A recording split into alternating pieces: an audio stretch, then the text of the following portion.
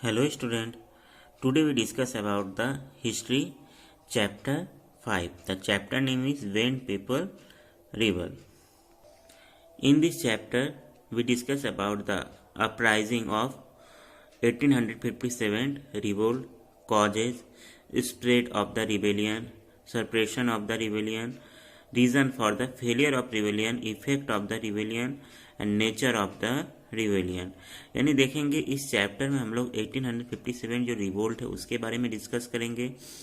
उसमें कौन कौन सा ऐसा इंसिडेंट या इवेंट होता है, साथ साथ उसके क्या कॉजेस होते हैं, फिर वो फेलियर क्यों होता है, उसका क्या इफेक्ट होता है, इस पर हम लोग लॉन्ग डिस्कस करेंगे। स्टूडेंट, यदि हम लोग कुछ अर्ली चैप्टर की बात करते हैं हिस्ट्री के, तो हम लोगों ने ये देखा कि इस तरीके से ब्रिटिशर्स थे वो एक तरह से बिजनेस करने के लिए आते हैं और धीरे धीरे करके पूरे इंडिया पर ये पॉलिटिकली कब्जा कर लेते हैं। उसके बाद वो डिफरेंट पॉलिसी अडॉप्ट करते हैं जिसके थ्रू जो इकोनॉमिक एक्सप्लॉयटेशन करते हैं हमारे फार्मर्स का, लेबर्स का, और इस तरीके से धीरे धीरे करके देखा जाए जो पीपल होते हैं, लोग जो राजा या महाराजा होते हैं, वो धीरे धीरे करके ब्रिटिश के अगेंस्ट होते हैं और एट लास्ट फाइनली वो ब्रिटिश के अगेंस्ट एक ग्रुप बना के और रिवोल्ट स्टार्ट करते हैं। और इस रिवोल्ट को ही 1857 रिवोल्ट कहा जाता है। स्टूडेंट, इसके साथ साथ ये भी डिस्कस कर रहे हैं कि आपको ये पता ही होगा कि हमको इंडिपेंडेंट मिलता है 1947 में, पर आपको ये मालूम है कि हम कब जो पहला जो मूवमेंट स्टार्ट होता है कहाँ से स्टार्ट होता है? तो ये स्टार्ट होता है स्टूडेंट 1857, यानी 100 साल पीछे जाएंगे, लगभग 100 साल पीछे, तो हमको भारत के जो इंडिपेंडेंट मूवमेंट है उसका यहाँ पर हम लोग यहाँ पर डिस्कस करेंगे। यानी ये फर्स्ट इंडिपेंडेंट मूवमेंट भी था और देखेंगे इसके 100 ईयर्स बाद जाके इंडिया को इंडिपेंडेंस मिलता है। तो आते हैं स्टूडेंट, पहले हम लोग देखते हैं कि इसके कॉजेस क्या थे, यानी इस रिवोल्ट का, इस विद्रोह का कारण क्या था कि वो ब्रिटिश के अगेंस्ट जो लोग थे उस समय गए। यदि कॉजेस की बात करते हैं तो डिफरेंट कॉजेस है। जैसे दे रहा है the rebellion of 1857 was the result of the disconnectment among the different section of society against the British oppressive policy. The causes of the rebellion of 1857 can be categorized as economic causes, political causes, social and religious causes, military causes and immediate causes। यानी देखा जाए तो इसमें different causes दे रहा है जिसको categorise किया गया, जैसे इकोनॉमी है, पॉलिटिकल है, social, military and immediate causes. आइए देखते हैं एक एक करके इस पर डिस्कस करते हैं। First, economic causes. The most important causes of the discontentment against the British was policy of the economic exploitation। मैंने पहले ही कहा था कि जो इकोनॉमिक कॉजेज में देखेंगे तो ब्रिटिशर्स क्या कि उन्होंने इंडियंस का एक्सप्लॉइट करते हैं, स्पेशली आर्थिक रीजन जो होता है इकोनॉमिकली। देखते हैं फर्स्ट पॉइंट में दे रहा है the peasant suffer due to the high revenue demand made by the company under and a different revenue collection policy it followed. The peasants were exploited by jamidar and very often they had to lose the ownership of land due to non payment of taxes। यानी दे रहे British जब आते हैं तो एक new tax system establish करते हैं जिसमें वो जमींदार जो होते हैं, लोकल जमींदार, उसको राइट दे देते हैं कि वो टैक्स को कलेक्शन करके ब्रिटिश गवर्नमेंट को सबमिट करे।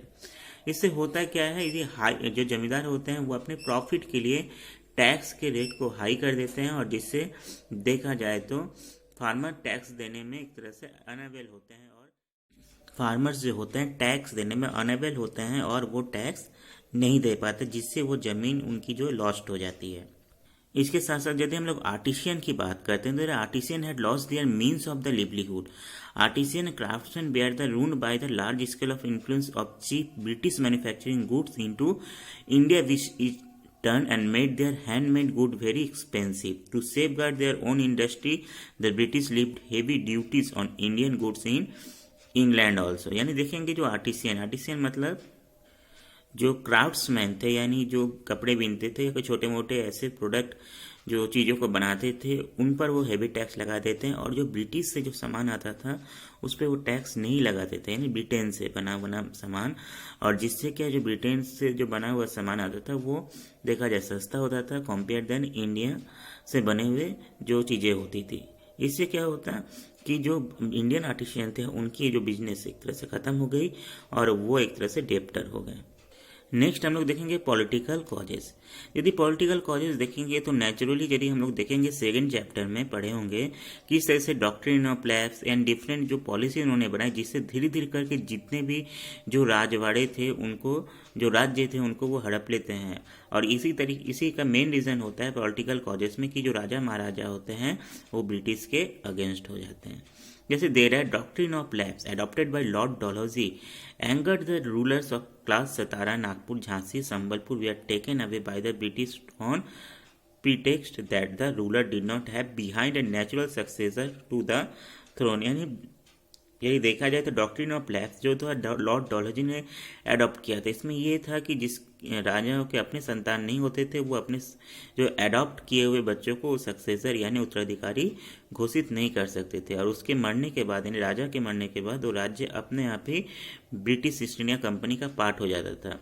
तो इस तरीके से जो रूल्स थे, जो नियम थे, जिससे कि सतारा, नागपुर, झांसी, संभलपुर ये जो राज्य हैं ब्रिटिश के हाथों में चले गए, और जिससे वहाँ के जो राजवाड़े थे, राजा थे, वो ब्रिटिश के अगेंस्ट हो गए। इसी तरीके से डिफरेंट अदर भी पॉलिसी जैसे सब्सिडियरी अलायंस था, इससे भी जो इंडिपेंडेंट होता है, जो रूलर्स होते हैं उनकी लॉस्ट होता है, और उससे डिफरेंट जो रूलर्स होते हैं वो ब्रिटिश के अगेंस्ट हो जाते हैं। जैसे हम लोग यहाँ पर देख सकते हैं नाना साहब, पेशवा बाजीराव सेकेंड, अदरवाइज उनके मुगल एम्पायर बहादुर शाह, और साथ साथ हम लोग देख सकते हैं नवाब साहब अवध, ये जो भी जितने भी राजा महाराजा थे ब्रिटिश के अगेंस्ट होते हैं। यदि सोशल कॉजेज की हम लोग बात करते हैं तो social reform introduction by the British they look upon the suspicions by the conservative section of Indian society, they look reforms such as the abolition of the sati legislation of widow remarriage and extension of western education to women were entitled by the Indian reformists and were for the all over benefit of the social order। देखा जाए तो British ने जो reform start किया, जैसे कि सती system को उन्होंने बैन किया, फिर विडो रीमैरिज को उन्होंने एक तरह से लीगल डिक्लेयर किया, साथ साथ उन्होंने western education specially English education literature को जो उन्होंने इंट्रोडक्शन किया, साथ साथ जो वुमेन्स थे उनके जो एजुकेशन पे स्पेशल फोकस किया। ये तो जो इंडिया के जो रिफॉर्मर थे जैसे राजा राम मोहन राय, ईश्वर चंद्र विद्यासागर, इनके प्रेशराइज से उन्होंने ये रिफॉर्म किया। इसको हम लोग नेक्स्ट आगे के चैप्टर में पढ़ेंगे भी। पर जो इंडियन जो ऑर्थोडॉक्स थे यानी कंजर्वेटिव, जो कि कुछ इंडियन सोसाइटी जो पहले से चली आ रही थी उसमें जो लोग थे उनको एक तरह से शक होने लगा कि वो इंडिया के जो कल्चर है उसको वो चेंज करना चाहते हैं, ब्रिटिशर्स चेंज करना चाहते हैं। और एक तरह से देखेंगे तो ये तरीके से सोशल कॉजेज में आ जाता है कि लोग जो होते हैं, जो आम लोग होते हैं, वो ब्रिटिश के अगेंस्ट हो जाते हैं। साथ साथ एक कॉजेज हम लोग देखते हैं कि major causes of outbreak of the rebellion was fear among the people. The British government was determined destroy the religion and convert Hindus to Christianity.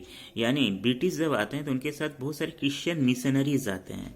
Christian missionaries जो होते हैं एक तरह से कैसा ग्रुप या ऐसा ऑर्गेनाइजेशन हम लोग कह सकते हैं जो कि वो धर्म से रिलेटेड होते हैं, ईसाई धर्म से रिलेटेड। उनका काम होता है कि क्रिश्चियन जो रिलीजन है यानी ईसाई धर्म का प्रचार करना।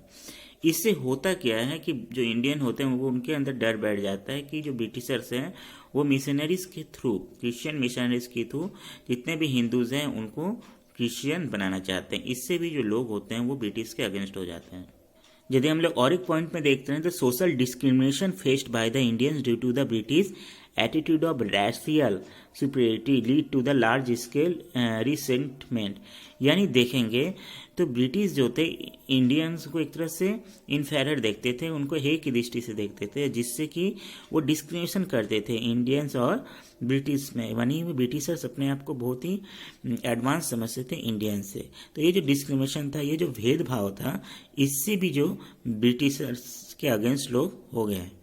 स्टूडेंट 1857 रिवोल्ट को हम लोग मिलिट्री रिवोल्ट भी कहते हैं, और इसके लिए हमको मिलिट्री कॉजेज को भी देखना होगा। जैसे दे रहा है the Indian soldiers form nearly 85% of total British troop in India as they were a integral part of the Indian society they too suffer the consequence of the oppressive British rules. यानी देखेंगे तो British जो military था उसमें 85% जो troops थे, जो military थी, वो किसकी थी?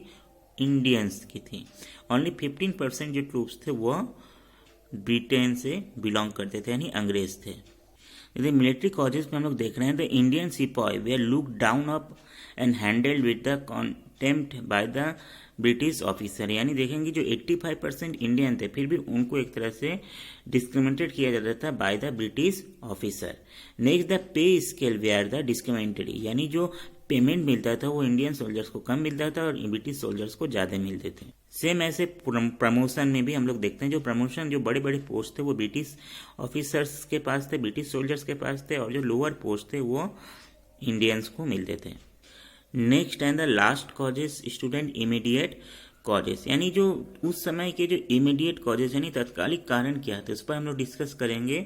यहाँ पर दे रहा है the all the causes we also discuss and the Indian population at the verge of revolt, the spark of provided by the small thing and the small as the rifle cartridge. यहाँ पर एक word आपका दे रहा है, इसको आप लोग note कीजिएगा, राइफल कार्टेज यानी कारतूस, यानी राइफल जो बंदूक होता है उसमें जो कारतूस भरा जाता है उस पर एक तरह से इमीडिएट कॉजेस बन गया। यानी हम लोग स्टूडेंट देखेंगे ये जो मूवमेंट का जो बैकग्राउंड था यानी एटमॉस्फेयर था वो बनने में कई साल लगे, पर देखेंगे तो इसका एक अचानक कोई कारण रहा होगा तब जाके ये रिवोल्ट स्पार्क हुआ होगा, यानी रिवोल्ट स्टार्ट हुआ होगा। तो इसका जो इमीडिएट कॉजेस ही जो है इसको राइफल कार्टेज यानी जो कारतूस है उसके वजह से होता है। ये क्या होता है इसको नेक्स्ट पैराग्राफ में हम लोग देखेंगे। जैसे दे रहा है around this time the infield rifle were introduced in army, the cartridge were the cover with a greased paper cover, यानी देखेंगे उस समय एक नया राइफल को इंट्रोडक्शन किया गया और उस राइफल में जो कार्टेज होता था यानी कारतूस यानी जो गोलियां भरी जाती थी उसको पैकेट के जो कवर होता था उस एक स्पेशल पैकेट के थ्रू बनाया गया था, यानी ग्रेज यानी जो चर्बी का एक पैकेट होता था उसके थ्रू उससे बनाया गया था। और this grease cover had to be beaten off before the cartridge could be loaded into the rifle, और उस राइफल में जो कार्टेज होता था यानी कारतूस यानी गोलियों को भरने के पहले उस पैकेट को काटना पड़ता था दांतों से। The news spread that grease was made of cow and pig fat, और एक तरह से ये न्यूज़ फैल गया कि जो कारतूस के जो कवर जो बना है जो राइफल के जो कार्टेज यानी कारतूस के जो कवर है वो काउ और पिग के फैट से बना है, उनके चर्बी से बना है। As the Hindus consider the cow sacred and the Muslim do not eat the meat of the pig। अब प्रॉब्लम ये होता है कि हिंदू काव को एक तरह से उनको पूजा करते हैं और मुस्लिम जो होते हैं वो पीक के मीट को नहीं खाते हैं, तो दोनों ही उसको सेक्रेड मानते हैं, उसको पवित्र मानते हैं। And both the communities were the angered, और दोनों ही कम्युनिटीज क्या होती है इससे गुस्सा हो जाती हैं। And this incident popularly known as the great cartridge incident became the immediate causes of the revolt, और एक तरह से ये जो इंसिडेंट होता है इसको ग्रेट कार्टेज इंसिडेंट के नाम से जाना जाता है, और एक तरह से ये आगे जाकर इमीडिएट कॉजेज बन जाता है रिवोल्ट का।